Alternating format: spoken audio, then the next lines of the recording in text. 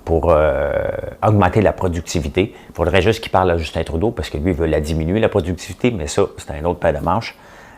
Ils veulent augmenter les productivités. Et pour pouvoir quoi? Exporter, favoriser l'achat local. Ceux qui m'écoutent, là, vous le savez que je répète ça à tous les jours. C'est bien.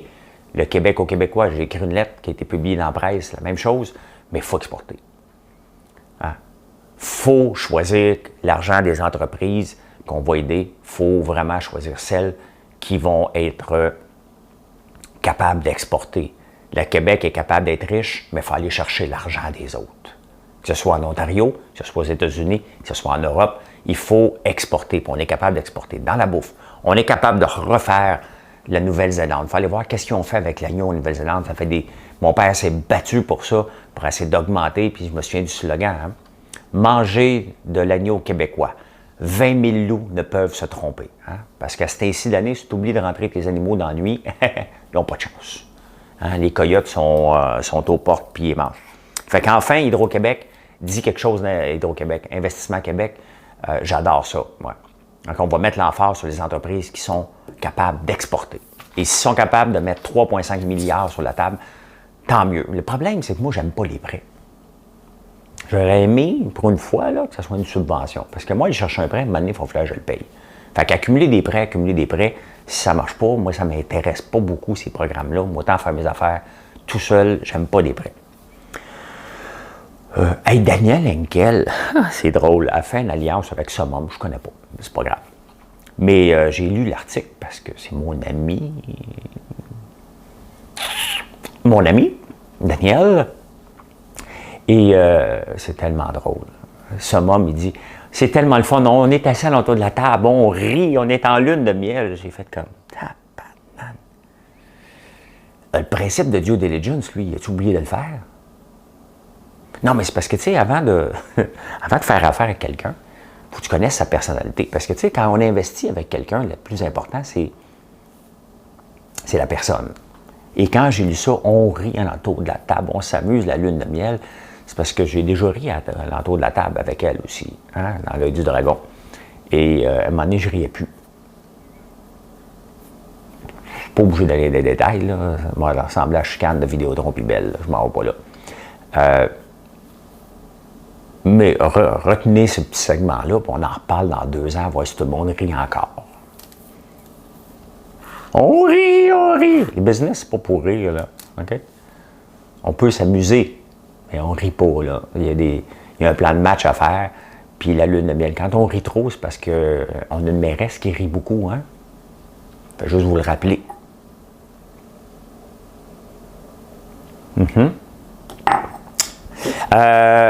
En Californie, le vin, ça brûle beaucoup là-bas. Fait que là, ils sont un peu inquiets parce que ça se peut que le vin goûte la fumée. Et c'est possible. Hein? Vous savez, même avec le miel, ça m'est déjà arrivé il y a quelques années. J'avais shooté un petit peu trop de boucan dans le miel. Et il goûtait le fumée un petit peu. Je voulais que les abeilles partent. Fait que j'ai mis de la boucane. Maintenant, je mets un sépare abeilles. J'étais novice, je ne le savais pas. Fait que ça coûtait un peu. C'est un miel boucané. Hein? Boucané au papier journal. Au Journal de Montréal, je l'avais marqué sur l'étiquette. Fumé, un petit goût de fumée au Journal de Montréal, parce que la presse maintenant, elle est que sur la tablette. Ouais, fait que ça goûte le fumé. Ça va être bien parce que ça va enlever le goût du sucré. Parce que les vins américains, là, moi, quand j'achète un vin américain, je regarde toujours le taux de sucre. Parce que les autres, ils ne gênent pas. Hein? La poche de lentique, ah ouais, là-dedans. Hein? Ah ouais, ah ouais, ah ouais. Ouais. Hey, vous savez que sucre lentique, en passant, hein, est le plus grand acheteur de sirop d'érable au Québec. Il achète 50% de la production. Il y a beaucoup de sucre lentique qui sont déjà dans tous les magasins. Donc, souvent, quand vous achetez une canne de sirop dans les magasins, c'est pas Bernard, c'est probablement l'Antique qui vend 50% de la production qu'il achète. Fait que oui, les Américains mettent trop de sucre dans leur vin. Hey, je vous montre une bouteille. Attendez un peu, là, je bois peut-être pas, là, mais attendez un petit peu, je vais vous montrer ça. Je l'avais déjà acheté une bouteille parce que l'étiquette était belle. Je le savais qu'elle était pour être sucrée. Tu peux pas te tromper, là. OK? Regardez ça. ça ici. Ah, c'était pas elle, mais c'est pas grave, l'étiquette est belle. Mais je bois pas. C'était en affaire, je sais pas, mais il y avait du taux de sucre là-dedans, mon ami, là. Ouh! C'était dans le 30%, ou presque, ça n'avait pas de sens. Moi, on dit qu'elle est belle, cette bouteille-là, mais c'est pas celle-là. C'est pas la petite Syrah, c'est bon, ça. La petite Syrah avec du petit verre d'eau, là. J'ai hâte de goûter à ça. Ouais, fait qu'un bon petit goût de fumée, là. Et Erin O'Toole, hein, lui, il est en guerre contre CBC. Il l'avait tweeté au mois de février, puis lui, il a dit, regarde, il faut défendre CBC. Donc, c'est une maudite bonne affaire. Regardez comment je suis capable de faire un show de télé avec peu de moyens. Vous allez me dire, ouais, il manque l'éclairage. J'ai un petit bidule ici. J'ai 3 caméras HD. Il y a celle-là ici qui cause un peu de problème là, parce qu'il y a des affaires écran haut, je le sais. Mais le reste, il y a moyen de faire avec beaucoup moins. Puis eux autres, ça coûte des millions. Ça n'a pas de sens. Il y a des shows de télé qui coûtent pas mal moins cher que ça.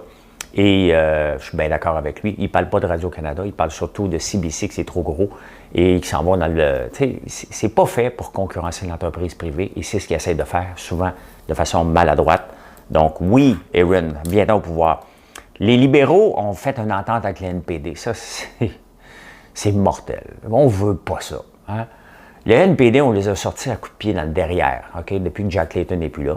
Et là, maintenant, pour se garder au pouvoir, il fait un deal avec le NPD. Ça ne va pas bien au Canada. Ça ne va pas bien. On ne voulait, mais voulait pas ça.